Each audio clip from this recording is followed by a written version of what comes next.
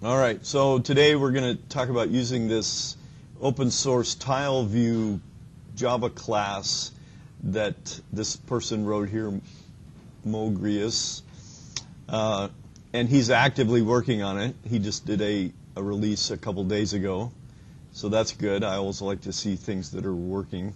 And I showed this yesterday in class, how he zooms in and you make different levels of images, and he'll pull in the right images based on the zoom level, and scrolling around, he'll dynamically load the images.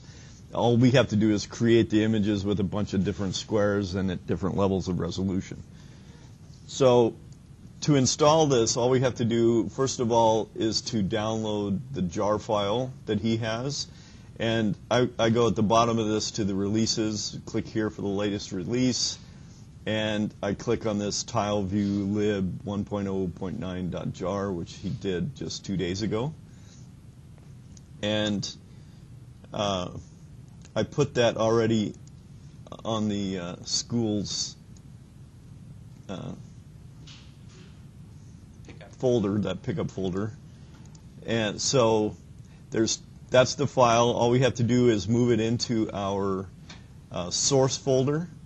So I moved it into this source folder. Actually, we could move it into our lib folder as well. Probably makes more sense up here in the lib folder along with the HArt engine. Once we've copied it into there, we have to change our project structure so that the project under libraries, we have to add that new library that we just added, that jar file.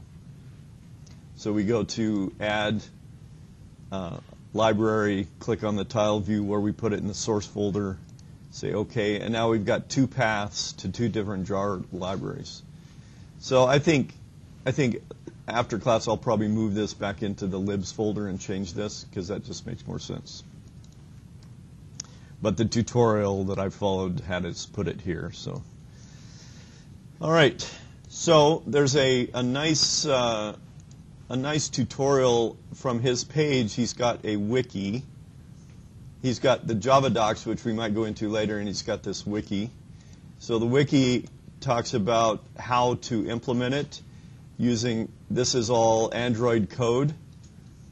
And basically, we have to have a bunch of files, a bunch of images that have a row and a column. And what we do is we give it a pattern for the file names that we have stored on our disk. So we have to use Photoshop or something to break these up into small little pieces with a column and a row associated with them. And we can do that however we want. But once we do that, the rest is really pretty simple. So he's got a tutorial here at the bottom of his wiki that I followed. And he's using Eclipse, but basically he creates a new one. We add the code, which we already did, got the jar file. And then he uses a program called ImageMagic, which is really useful open source tool that lets you manipulate images. And a lot of the server programs use ImageMagic to do resizing of images or put a watermark on it. ImageMagic does all of that.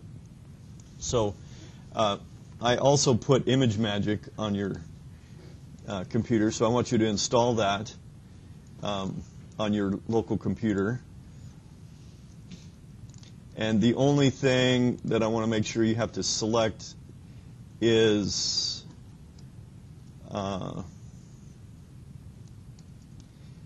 add application directory to your system path. Make sure you do that.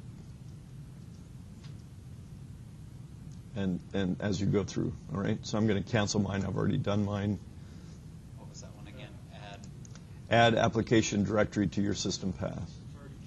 Okay, just want to make sure that's checked. All right, once that's done, I can do things in the command prompt. And I wrote, actually, I stole his. He's got a batch file here. Isn't it nice I taught you guys how to do batch files? This is a batch file And so I copied this and put it into a notepad. And I have that batch file that I called slice.bat. So this is the file. What his is actually has this path for j:/installed/ImageMagic. Basically, all I did was I took all of these paths out and I'm calling the method or the DOS program called convert. That's coming from ImageMagic. So if you have your path set up right, that will work fine. So basically what this guy does, this little batch file, you give it a name of an image,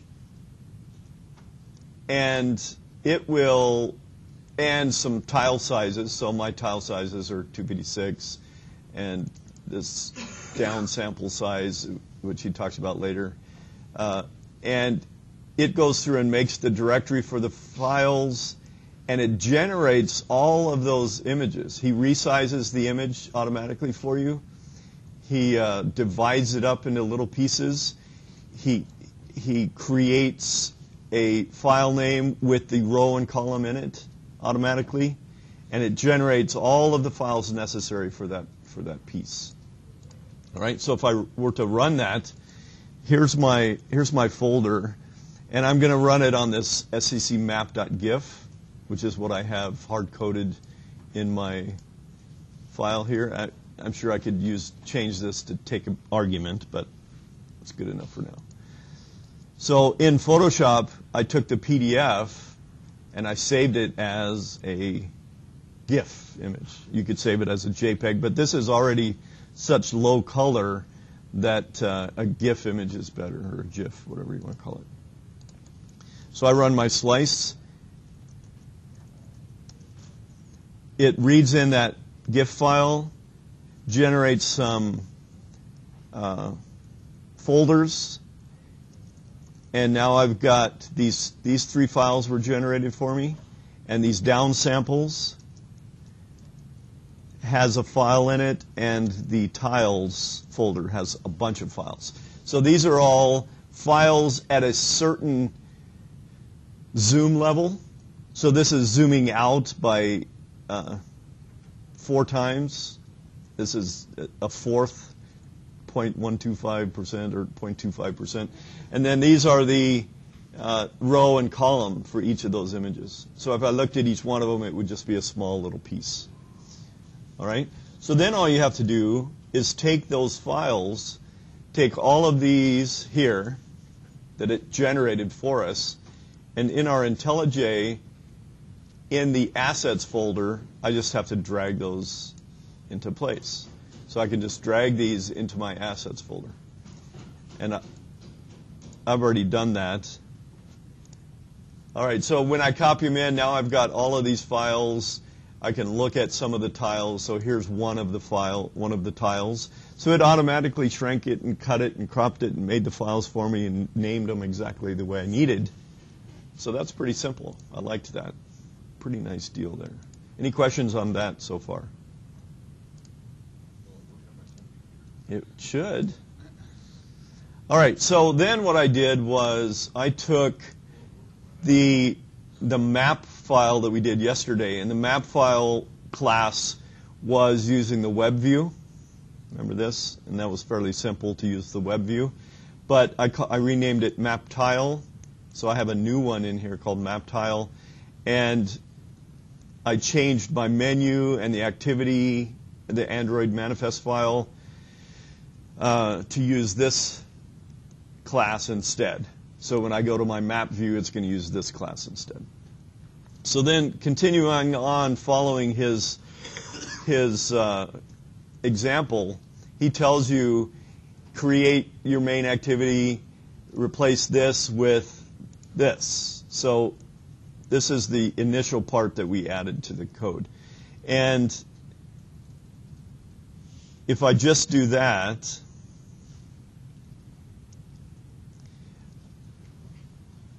well, he's got a hard-coded size in here This is the width and the height of the image. So how can you find the size of an image? Yeah, or what I did was going in here, I found out that it was that size when I did a save. So my size is 4415 by 3306 for the entire big old image. Yeah, you can go through info too. So I changed that, so the size of my image is that. And then the rest is just adding details. So we tell it that at the standard unzoomed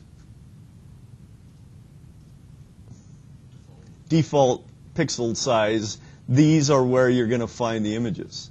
Okay, in the tiles /1000 underscore, and then you give it this pattern for the column and the row that's happening. So those are all those files that were automatically generated for us by that cool little batch file. So for this level, it's going to use tiles /1000. So all of these guys. So this is our lowest level zoom here. So isn't that that's just really exciting? There we go. So that's the lowest level. That's the farthest in it will zoom. So if you want to go farther, you're going to have to create your image bigger. All right? Yeah, you could make it really big. Get rid of all these guys. All right. And in addition, we can add the detail level for the 0.5. So that's zoomed out one level. Or zoomed in one level, sorry. Zoomed in 50%. And then this one is zoomed in 75% basically. And this is like 87.5% or whatever it is. So then we can call a lot of methods on this TileView object that we created. And notice how I don't have a layout for this at all. It's creating this TileView based on this class, this activity. So it's going to take up the entire screen. All right? And we can set and do some nice things. We can move it to the center, and then we can slide to the center. That does an animation. When the first activity comes up, we set the scale to zoom out so that we can see most of the map. And then this says set the content view to this tile view. So this is creating all the view properties necessary for Android. And this is an Android call that we would normally use that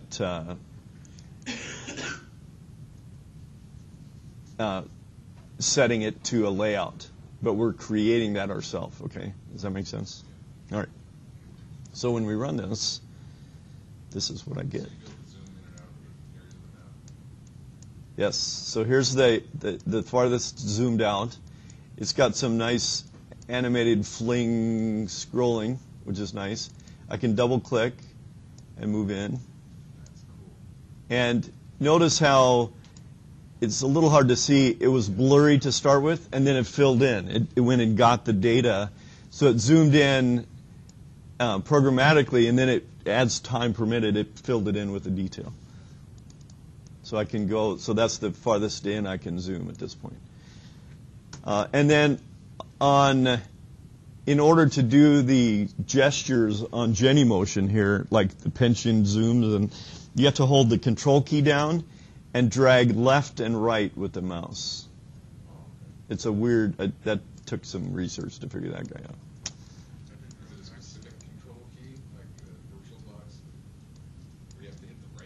Yeah, I don't know about that. That's a good question. No, it's any control key.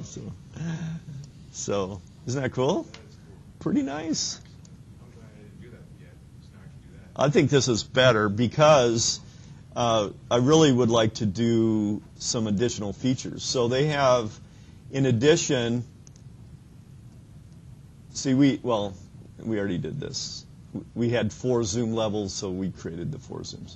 We can also add markers to this really nicely. And he's got the code for creating that. You just need to download this image and you can set a tag so that when you click on it, it shows a little, a lot like Google Maps. It shows a little box next to it. So I haven't done this, but let's try this. All right. So we're going to copy this image. We're going to save this image. Whoa, that's a nice image. As, what are we going to call it? Maps marker blue.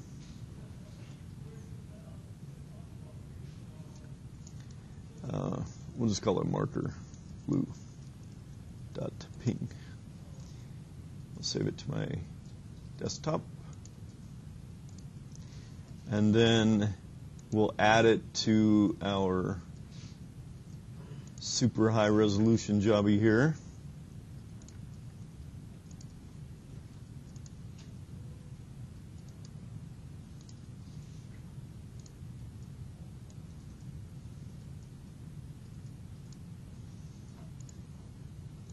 All right, so now I've got that. We'll go back and we're just going to copy and paste his code. We'll have to change a few things, I'm sure, but so we will add that. Maybe I'll put that in my initial app down here. So I need to import the image view. Oops. Image view. And then this is, we called it just marker blue. And then this is, oh, I didn't add this. Oh, I'm in the wrong place even. Look at that. Cut. I'm in the wrong file.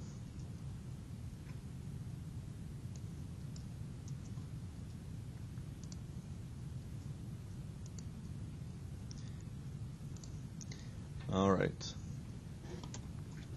So this tells it where to add the markers, I believe. We can go look that up. But let's see, mine, is that going to fit in there? Looks like that will fit in there. So let's just throw them out there and see what it looks like.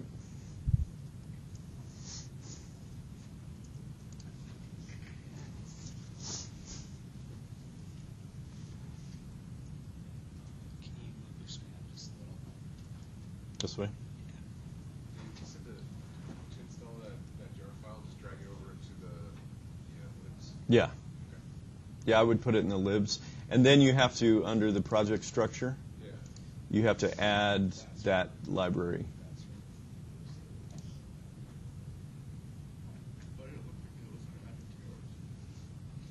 It was. Mine's in the source, though. Mine's in a different place. All right, so let's go here. Look at that. We got two little markers here. And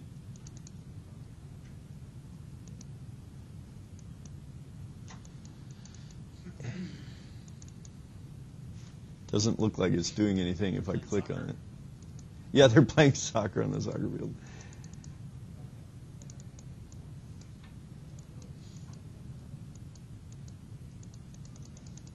It's not doing anything when I click on it, but I don't know where that shows up, what that tag does.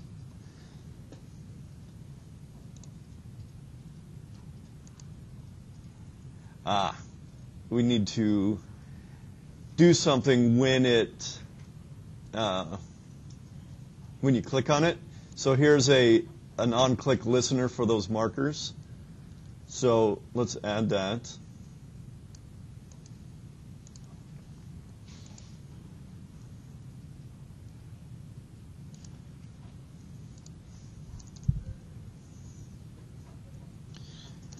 Oops. Oh. So let's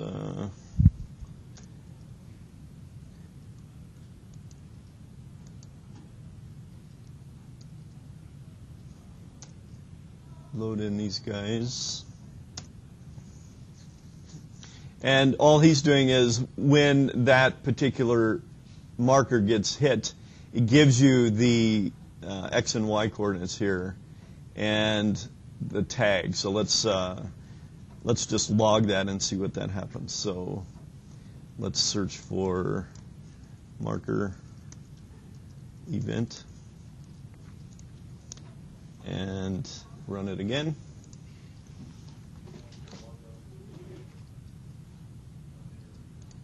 Debug.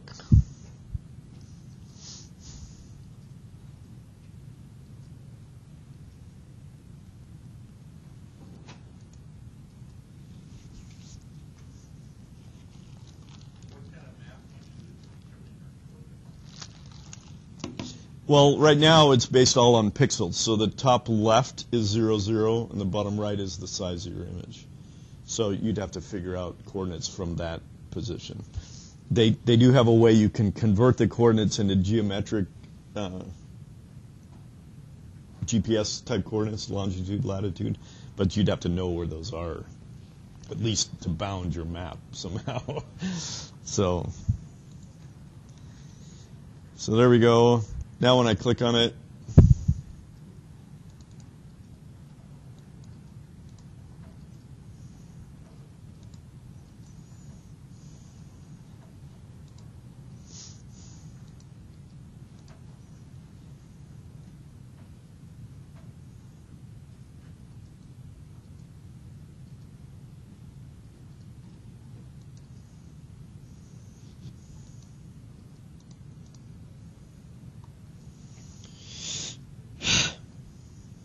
I don't see anything coming out. Woohoo!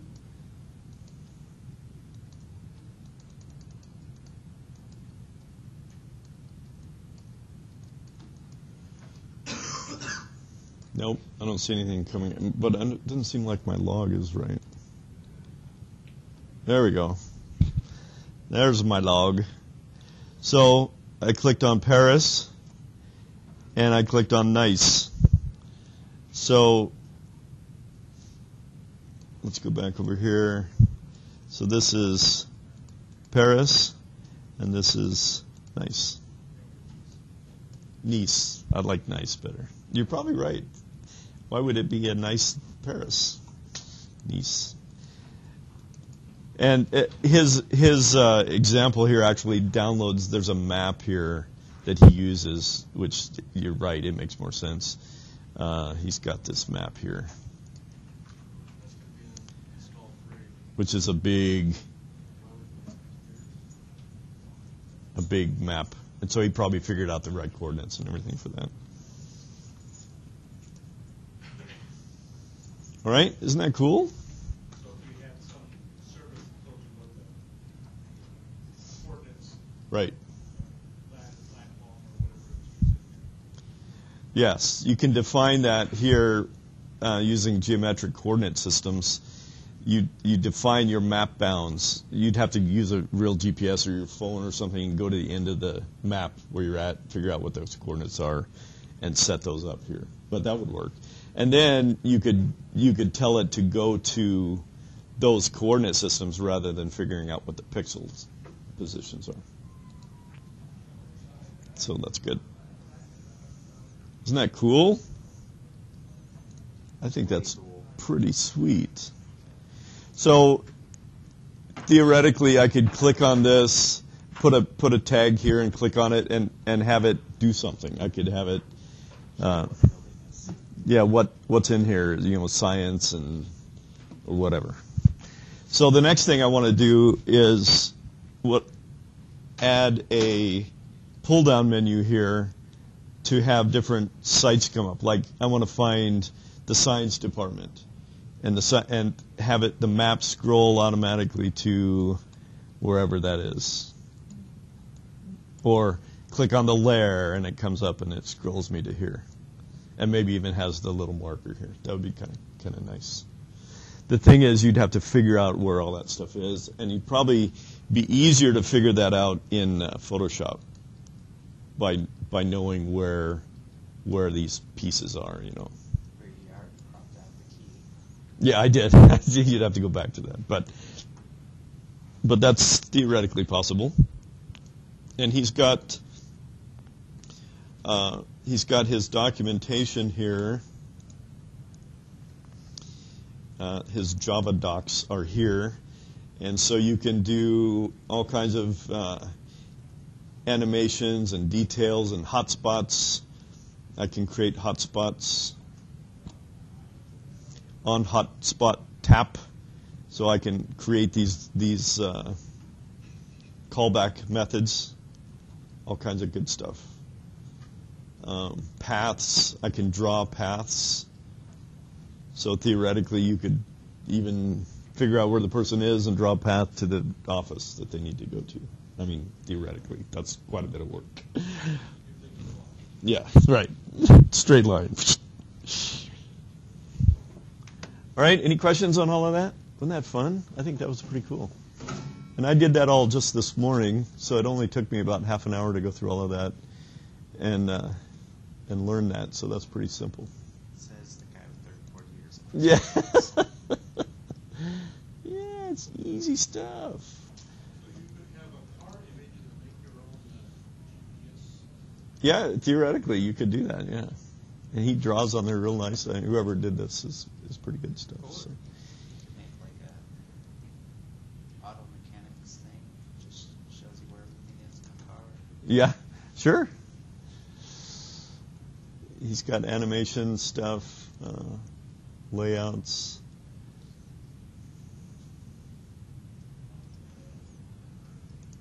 Zoom and pan, tap. You can pull into what do you do on a double tap? That's how you're supposed to kill a zombie, right? Double tap. At least that's what I've heard. Double tap. All right, that's all I got. Any questions on any of that?